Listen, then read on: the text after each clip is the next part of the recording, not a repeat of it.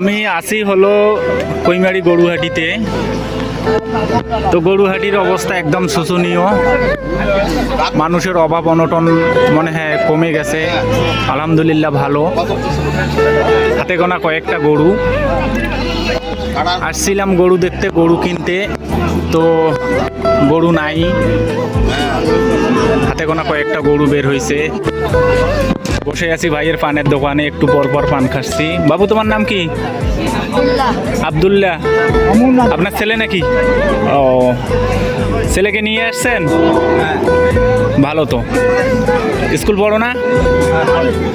স্কুলের পাশাপাশি বাবার ব্যবসায় একটু সময় দেয়, এটা একটা ভালো উদ্দেশ্য, ভালো উদ্যোগ। বাস্তবতাটা শিখতে পারবে। ভাইজান, গরুহাটির এই অবস্থা কেন? গরু নাই আজকে? গরু নাই, আজ শনিবার। আজকে শনিবারের জন্য গরু নাই নাকি? ও, বেতগাড়ির হাট, পাশাপাশি হাট আছে, এজন্য গরু নাই গরুহাটিতে। তো গরু তো বুধবারে বেশি হয় নাকি? বুধবারের আমনটা একদম বেশি ভরপুর হয়, পাশাপাশি কোনো হাট বাজার থাকে না। তো এটাই হচ্ছে আমাদের গ্রামের হাটের চিত্র। কি ভাই, পান ফ্রি খাওয়াবেন না? ও ভাই, অনেক ভালো বলতেছে যে পান খাওয়াবে সবাইকে, মাশাআল্লাহ।